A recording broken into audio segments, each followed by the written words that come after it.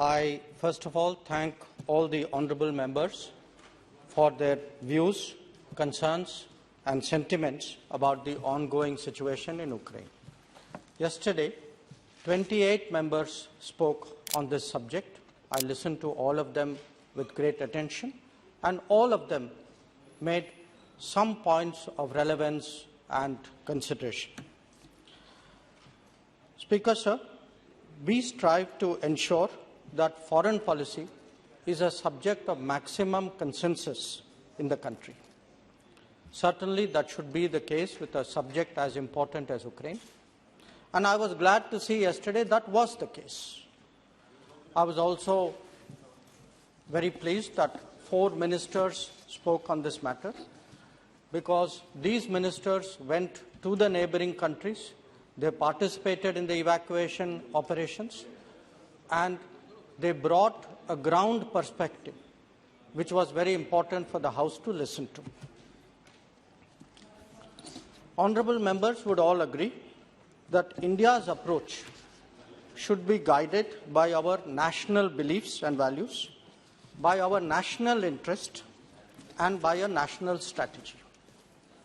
Let me dwell on each of these aspects before addressing some of the specific issues that were brought up by honourable members yesterday. What is India advocating in Ukraine?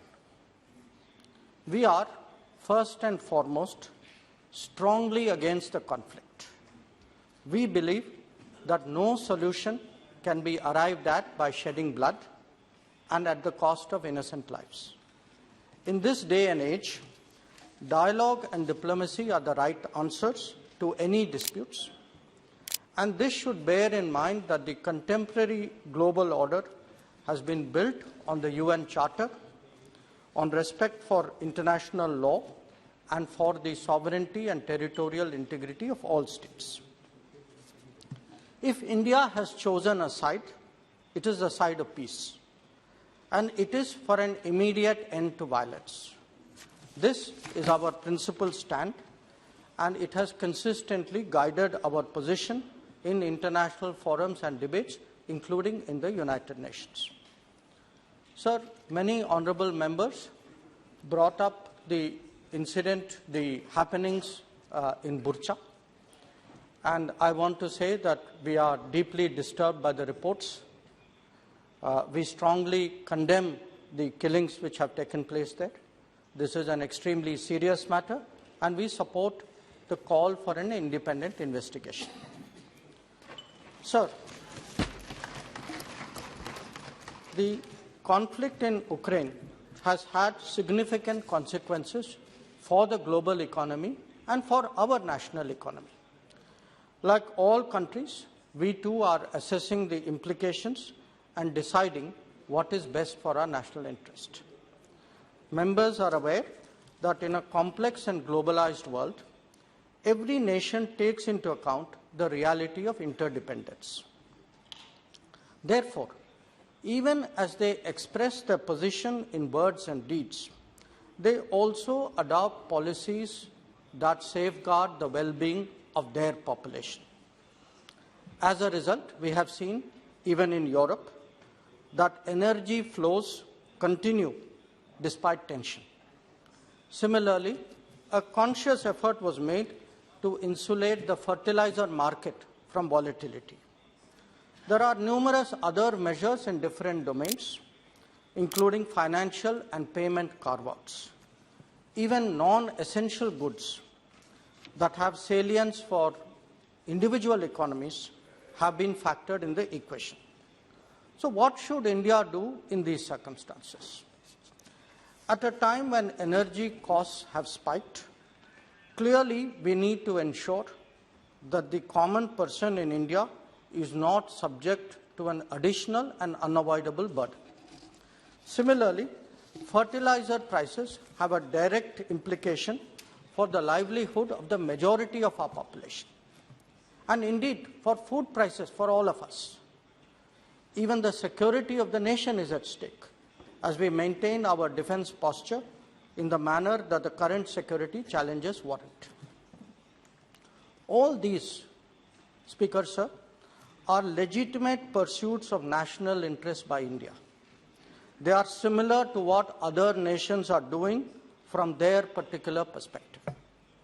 Attributing a political coloring to it is uncalled for, it is unfair. I do not even wish to get into which country is doing how much. Eventually, the numbers will speak for themselves. Additionally, there was a natural concern for our citizens, especially our students, who were trapped in conflict zones.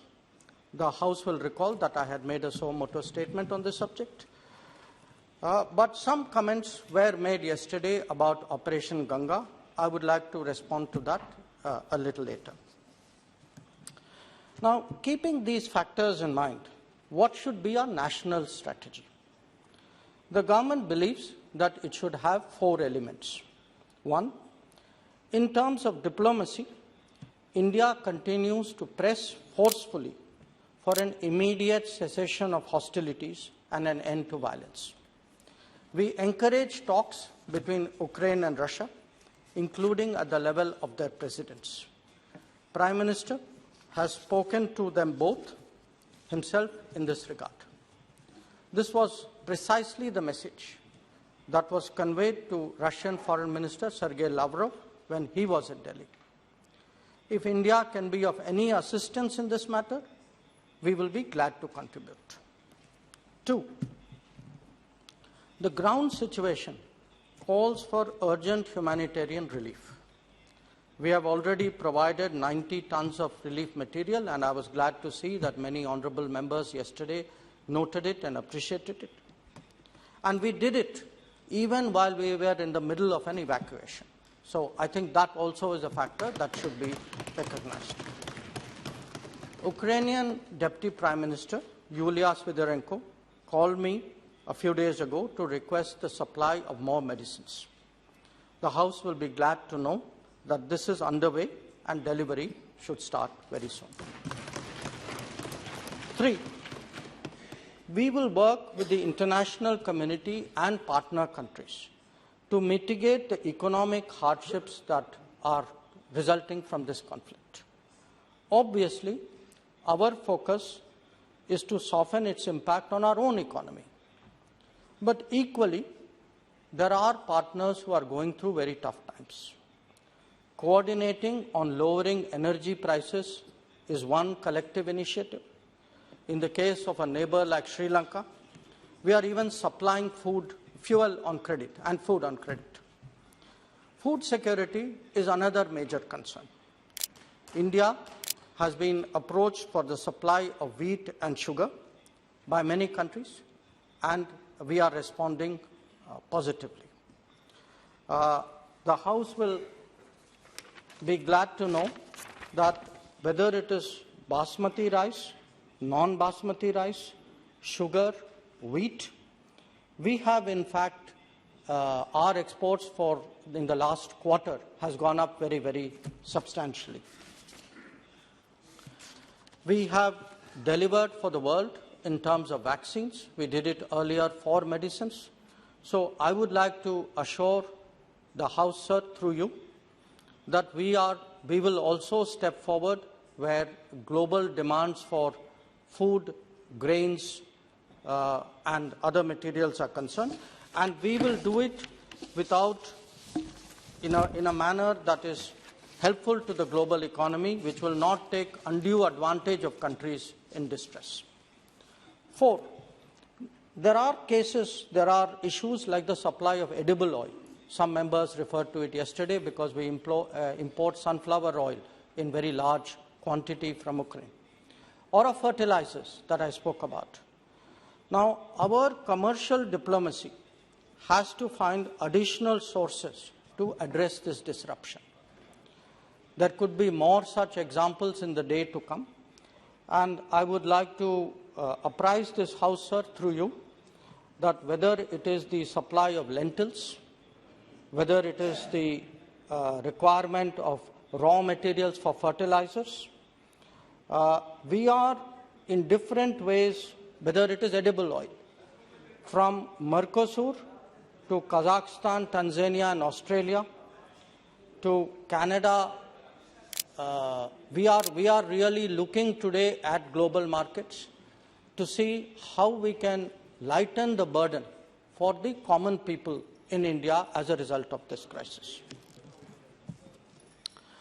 Let me say, sir, that overall, therefore, India's approach will be to promote dialogue to end the conflict, mitigate economic distress for itself and for the world, and to work with its partners to these ends. I can also say that many other nations who have engaged us recently at the level of Prime Minister, at my level with other ministers, they share such a view. Many of them are glad to work with us. Many of them are pleased that we have taken the lead in many of these issues. I would, sir, अध्यक्ष महोदय, मैं आपके अनुमति से मैं सदन को operation Ganga के बारे में भी बताना चाहता हूँ। कल इस पे काफ़ी विस्तार से चर्चा हुई और यह ठीक है कि हमारा परिप्रेक्ष्य, हमारा अनुभव जो है वो भी सदन जाने, और इसीलिए मुझे बहुत खुशी हुई कि जो 4 मंत्री जो वहाँ गए, जिनका डायरेक्ट हैंड्स ऑन वहाँ तजुर्बा था, वो कल सदन के सामने बोल पाए। अब ऑपरेशन गंगा के बारे में सबसे पहले मैं ये एक किस्म से एम्फसाइज करना चाहता हूँ कि हमारा सबसे पहला इवैक्यूएशन था। हमारे स्केल में आज तक किसी ने इवैक्यूएशन नहीं किया कि जो 20,000 लोग हमारे नागरिक जो आए और दूसरे लोग के नागरिक जो हम भारत वापस लाए, ये काम किसी और देश ने नहीं किया। और मैं यह भी कह सकता हूँ कि जो बाकी विदेश मंत्री जिनसे मेरी बात होती है, वो तो कभी कभी यहाँ, स्पीकर सर, कुछ ही दिन पहले एक विदेश मंत्री आए, उन्होंने मुझे बहुत गर्व से कहा कि मैं 2 प्लेन यूक्रेन से लाया, और मेरे से पूछा आपके प्लेन कितने आए, और वो हैरान थे जब मैंने कहा कि 90 प्लेन आए। तो और यह भी है कि बाकी देश जो हैं वो हमारा जो उदाहरण देख के एक किस्म से हम उनको प्रोत्साहित करते हैं। उनको लगता है कि भारत कर रहा है तो हमें भी हमारे साइड से ऐसा कुछ करना चाहिए। कल एडवाइजरी की बात हुई और बहुत लोगों ने इसमें, यह स्वाभाविक है कि लोग कहें ऐसे क्राइसिस में कि आपने जल्दी किया या नहीं किया, या आपको किसी और तरीके से करना चाहिए था, या आपके शब्द के प्रयोग में कुछ कमी रह गई। मैं हाउस को समझाना चाहता हूँ कि अगर हमारी एडवाइजरी का प्रभाव कुछ नहीं होता या लोग इसको सीरियसली नहीं लेते, तो 4,000 हमारे नागरिक उस समय कॉन्फ्लिक्ट के पहले क्यों निकले? वो इसीलिए निकले क्योंकि उनको समझ में आया कि एडवाइजरी का महत्व क्या था, कि हम हर रोज एडवाइजरी इशू नहीं करते। जब कोई किसी भी राजदूतावास का एडवाइजरी है कि जो नॉन एसेंशियल लोग जो हैं वो देश को छोड़ के घर वापस चले जाएं, तो लोग उसको मानते हैं। पर हाउस का पूछना कि सब लोग क्यों नहीं गए, ये भी स्वाभाविक है। और ये इसीलिए नहीं गए क्योंकि जब आप स्टूडेंट हैं, और एक ज़माने में हम सब स्टूडेंट थे, तो हम 20 साल के हैं, तो स्टूडेंट के मन में क्या होता है? स्टूडेंट सबसे पहले तो यूनिवर्सिटी से पूछते हैं, अपने दोस्तों से पूछते हैं, जो स्टूडेंट एडवाइज़र होते हैं, कंट्रैक्टर होते हैं, उनसे पूछते हैं, टेलीविज़न में देखते हैं, न्यूज़पेपर पढ़ते हैं।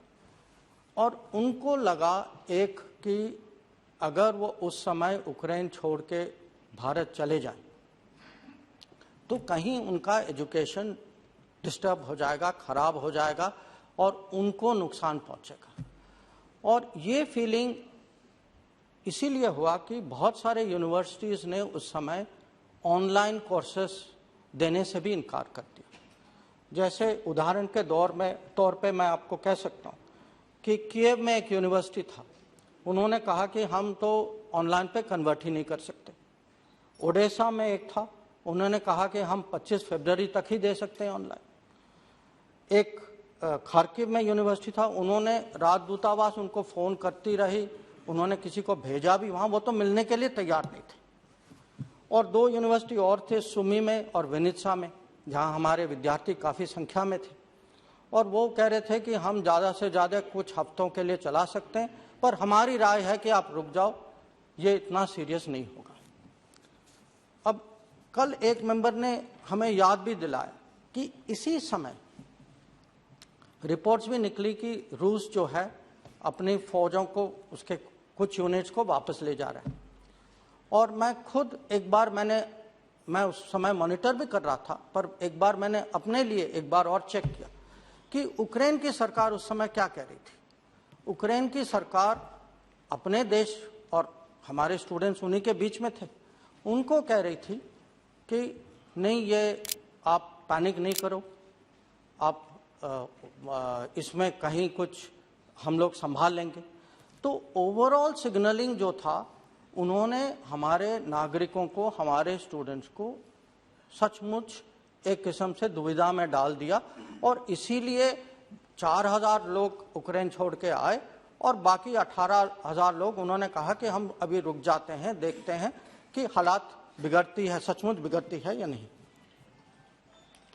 तो कल जो मैं संसद में जो सुन रहा था, क्राइसिस के बाद कहना कि सबको निकलना चाहिए था, या हमको ऐसे कठोर शब्दों में समझाना चाहिए था कि सब डर के मारे निकल जाएं, ये मुझे लगता है कि स्टूडेंट्स की जो माइंडसेट जो है, उसको पहचानती नहीं है कि अगर हम सचमुच ग्राउंड के साथ जुड़े होते, अगर हम स्टूडेंट्स की जो मानसिकता को समझते, तो हमें ये दुविधा जो है ये भी समझनी चाहिए। ऑपरेशन गंगा के बारे में कल थोड़ी सी यह भी चर्चा, नहीं अधीर रंजन जी, ये गलती नहीं थी, यही आपकी मेंटालिटी है कि आप गलती ढूंढते। नहीं, क्षमा कीजिएगा स्पीकर, नहीं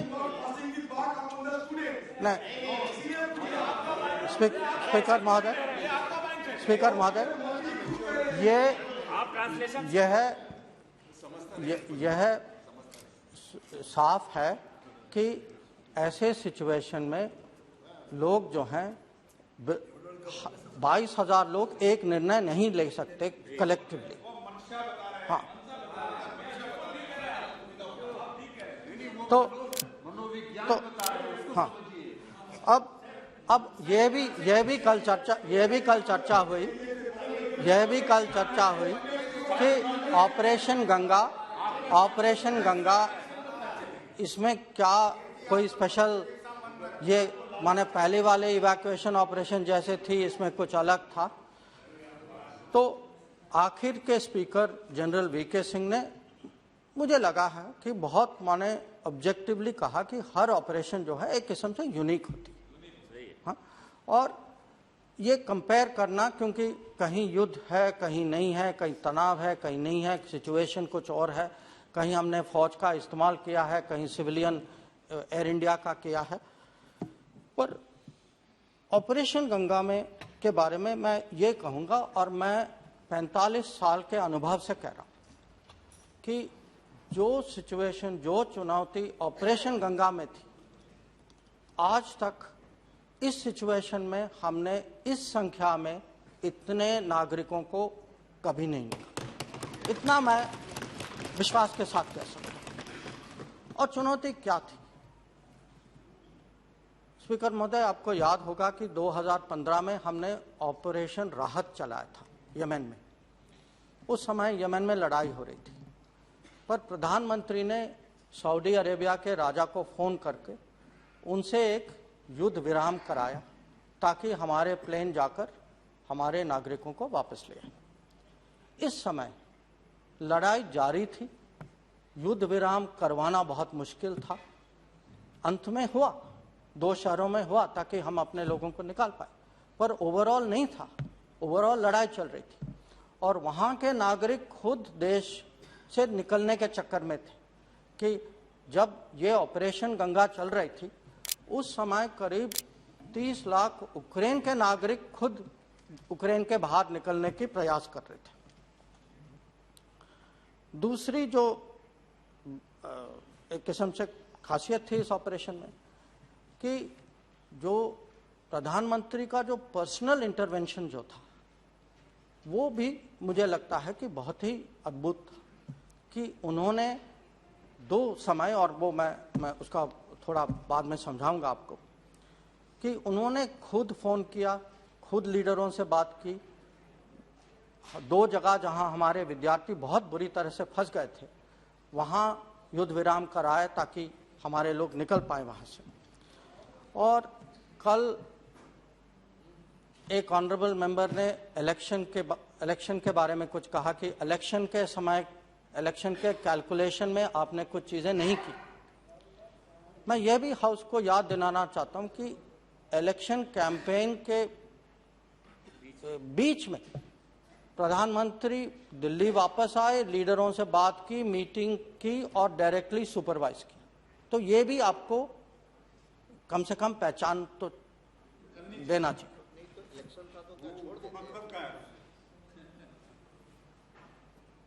अब इसमें जो है दो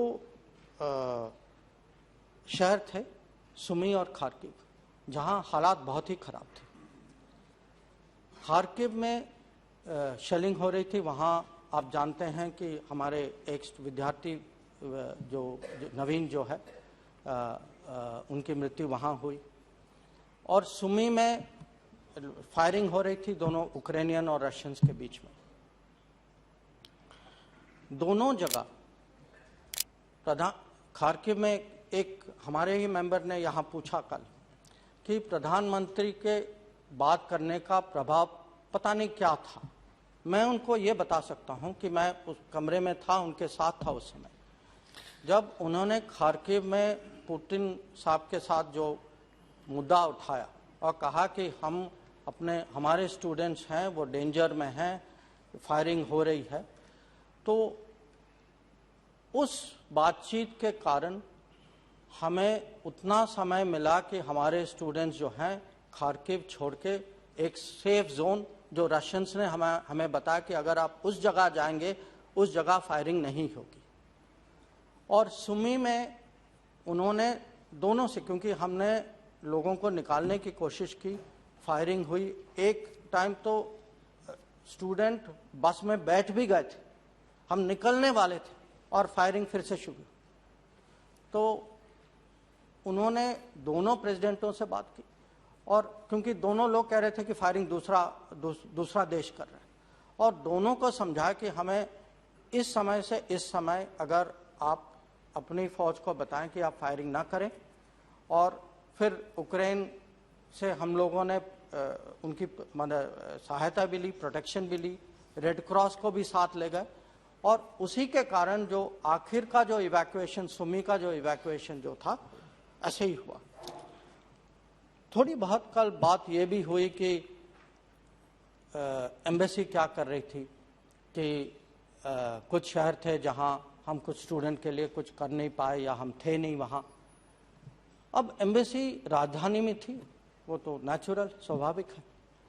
और जब आखिर में, और काफ़ी समय तक वो राजधानी में रहे, जब प्रेशर बॉर्डर, पश्चिमी बॉर्डर में जब हमारे स्टूडेंट्स बहुत सारे लोग वहाँ गए और बॉर्डर में फंस गए लोग, तो हमने एम्बेसी को फेज वाइज, पहले आधी एम्बेसी और फिर बाकी एम्बेसी लिविव में गए, जो पश्चिम यूक्रेन में है, ताकि वो बॉर्डर के नज़दीक हों और यूक्रेन के अंदर से स्टूडेंट्स की सहायता कर पाएं, क्योंकि हमारी टीम्स यूक्रेन के बाहर सीमा में थी। जो ईस्टर्न सिटीज, पश्चिमी शहर जैसे खार्किव या सुमी में लोग जो फंसे थे, वहाँ हम लोग उनके साथ हमने कांटेक्ट बना के रखा और उनको जो निकालने की सहायता, उस पर थोड़ी सी कल चर्चा हुई। मैं स्टूडेंटों से क्रेडिट लेना नहीं चाहता, क्योंकि उन्होंने जो झेला है उसके लिए तो मेरे पास शब्द ही नहीं। पर यह सत्य है कि ज़्यादातर लोग जो वहाँ से निकले वो ट्रेन में निकले, और वो ट्रेन इसीलिए स्पेशल ट्रेन चलाए गए क्योंकि हम लोगों ने उक्रेन सरकार पे दबाव डाला और कहा कि हमारे स्टूडेंट हैं वहाँ, तो आप जब तक वो निकलेंगे आप प्लीज़ ट्रेन चलाते जाइए। और उसके कारण, और जो बसेस हैं कुछ लोगों ने अपना लिया, कुछ लोगों कंट्रैक्टर ने दिया, कुछ बसेस के लिए हम लोगों ने उसकी जो व्यवस्था जो की। तो मैं ये नहीं चाहूँगा कि अब ऑपरेशन गंगा हो चुका है, हमारे स्टूडेंट आ चुके हैं। मुझे लगता है कि इस समय हमें सोचना चाहिए कि हम लोग जो हैं साथ मिलकर हमने क्या किया, कैसे किया। मैं मानता हूं कि इसमें कुछ लेसन्स भी हैं, और जब भी हम कोई भी ऑपरेशन करते हैं, तो ऑपरेशन राहत किया या संकट मोचन किया, हमारे मिनिस्ट्री में एक परंपरा है कि जो भी इवैक्यूएशन ऑपरेशन करते हैं उसकी स्टडी होती है, उसकी जो वहाँ से जो हमें सीखना चाहिए वो हम सीखते हैं। ये पूरा ऑपरेशन गंगा जो है ये हमें मानना चाहिए कि कलेक्टिव एफर्ट था, और कलेक्टिव एफर्ट खाली सरकार का नहीं था और मंत्रालयों का नहीं था। इसमें इंडियन कम्युनिटी भी शामिल थी, इसमें कुछ जो बिजनेसेस हमारे उक्रेन में काफ़ी और पड़ोसी देश में बिजनेस है, उन्होंने बहुत सहायता की हमारे। स्टूडेंट्स ने खुद किया कि ये भी हाउस को पहचानना चाहिए कि बहुत सारे स्टूडेंट्स जो निकले उन्होंने कैंप में काम किया, उन्होंने बाकी स्टूडेंट्स की मदद की। और मैंने ये भी देखा कि कभी कभी एक बस था तो आपस में उनको डिसाइड करना था कि कौन जाएगा कौन रुकेगा, और स्टूडेंट्स ने बहुत साहस दिखाया कि बहुत लोग जो रुके और दूसरों को उन्होंने जगह दी। इसको भी हमें पहचानना पड़ेगा।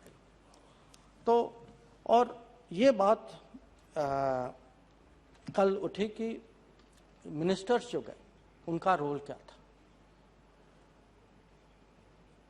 मैं जो उक्रेन के फॉरेन मिनिस्टर को तो मैं जानता हूं और रूस के भी जानता हूं, और सब पड़ोसी मिनिस्टर को मैं पर्सनली जानता हूं, पहले से जानता था। और जब ये फाइटिंग शुरू हुई मैंने सबसे बात की, क्योंकि पहले से रिश्ता था, तो उन्होंने रिस्पॉन्ड भी किया। पर ये मैं कहूँगा कि अगर हमारे मिनिस्टर नहीं जाते, हमें उन सरकारों से उस लेवल का अटेंशन नहीं मिलता, वो सहायता वो नहीं देते, क्योंकि उनकी अपनी कठिनाई थी, उनकी अपनी प्रायोरिटीज थी, उनके खुद नागरिक और उनके बॉर्डर में वो समस्या थी।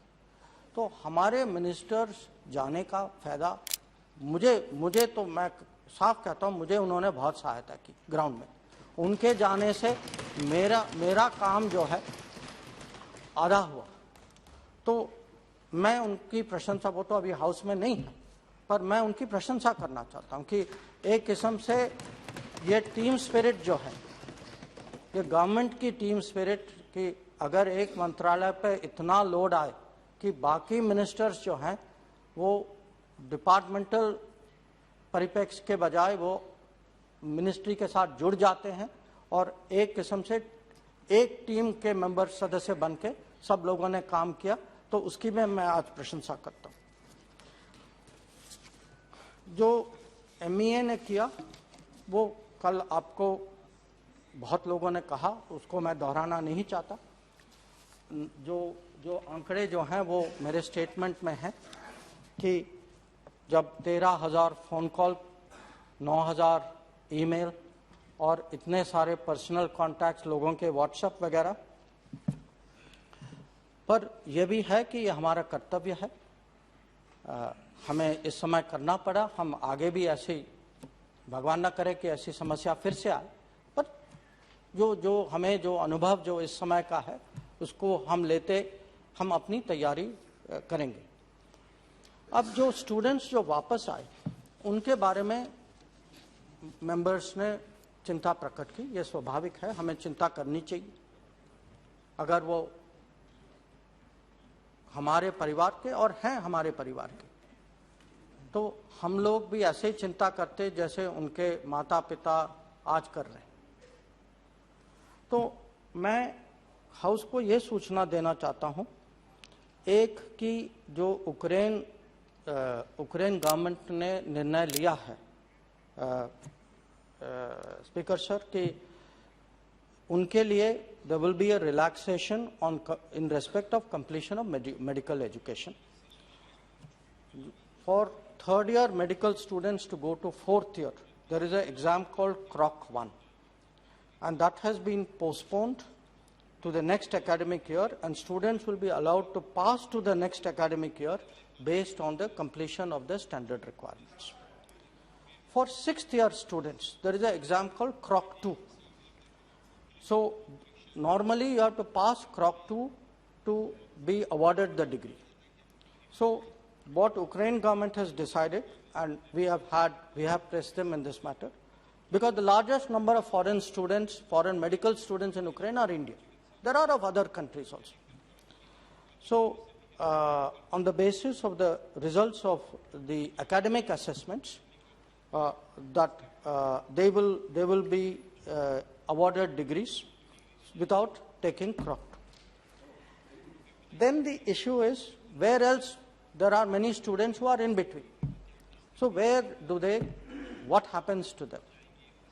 What happens to them in India, Speaker Sir, is something which obviously the concerned ministries are also discussing. But from the foreign ministry side, I can say we are today in touch. Honorable member yesterday referred to Hungary. But apart from Hungary, with what I declared that I had a talk with Prime Minister for long 20 minutes on this issue. No. It was a 1:1 issue. He said it. Sudhir ji, Mamta ji jo proposal दिया है, वो आप छोड़िए, हम Hungary से ले लेंगे. One education थोड़ा costly है, but I am trying for that. So that education I gathered So let me add, because I want to update that picture. Yes, we have been, there was an offer from Hungary, and in addition to Hungary, we have been in touch with Poland, Romania, Czech Republic, Kazakhstan, because they all have similar models of education. There is also a question of education loan, because all these students have taken education loan, and our figures are that 1,319 students have outstanding loans, and the government finance minister informed this House a few days ago that government has asked Indian Banks Association to assess the impact of the conflict and to initiate consultations in regard to the repayment of loans. Now, this, sir, was my overall picture which I wanted to give to the House. But individual members also made some very specific points, and I think I would like to reply to some of them. I cannot reply to all of them because of time limit. I don't want honorable members who I have not replied to think I have not taken them seriously. I have taken everybody very seriously. But I think some points do deserve a very specific reply. I would like, sir, to begin with some observations made by Premachandranji. He contrasted our advisory with those of Western countries. Now, I would like the honorable member to appreciate Western countries had a political approach and a political agenda. Their advisory did not have the same intent which was ours, the welfare of the community concerns. Theirs was also part of a larger political game which they were playing with Ukraine. But again, I want to emphasize that in our case, there was nobody else who had done an evacuation before we did an evacuation. And in fact, when fighting started, many countries, I don't want to take their names, actually told their people, sorry, there is nothing I can do for you. You are there, you are stuck. So, and when we evacuated, again I want to say, we served as an inspiration. There are foreign ministers who said, we watched you, and we said, okay, we will also do something. And yes, we brought back citizens of 18 countries, but I want to say, for example, when we left Sumy, along with us, more non-Indian students came out. And they came out because of a ceasefire that we had helped to arrange.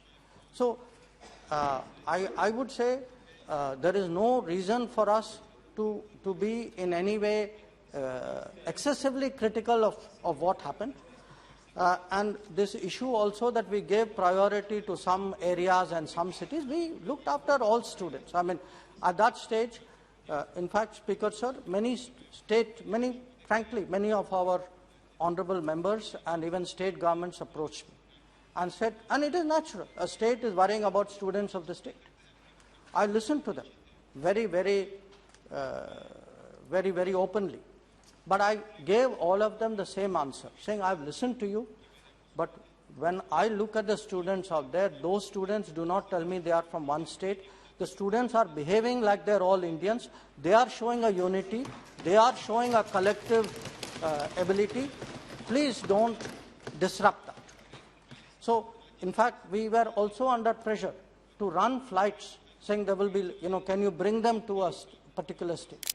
The moment if we did this, it would have disrupted the sense of togetherness which the students were showing out there. So we took a decision, flights will only come to Delhi and Mumbai. But I would compliment every state government.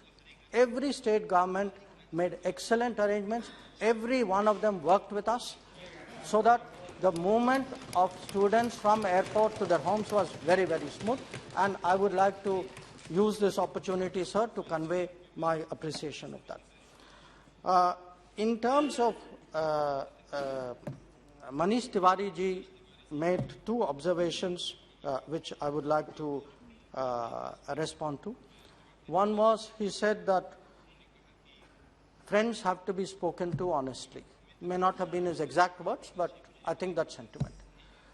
I can assure him, sir, through you, all our conversations with everybody on this matter has been very candid, has been very direct. The positions that I stated in the House have been communicated with as much directness to all our partners. So nobody has any doubt where we stand on this matter. There's just one minor issue which I wanted to clarify to him, because he referred to an exchange I had with the British counterpart.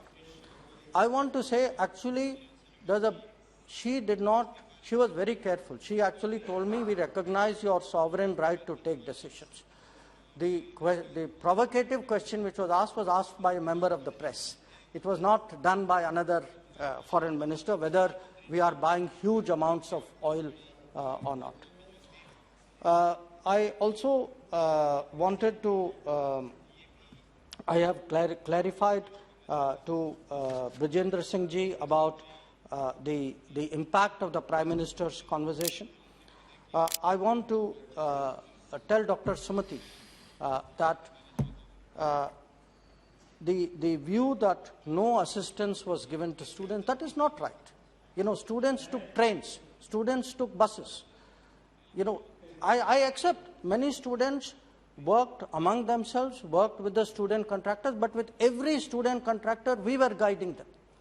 In fact, another member said, what were you doing? You are only issuing advisories. Let me tell you, at that moment, it was our advisories which told people what to do, saying, this border is clear, this is where you should go.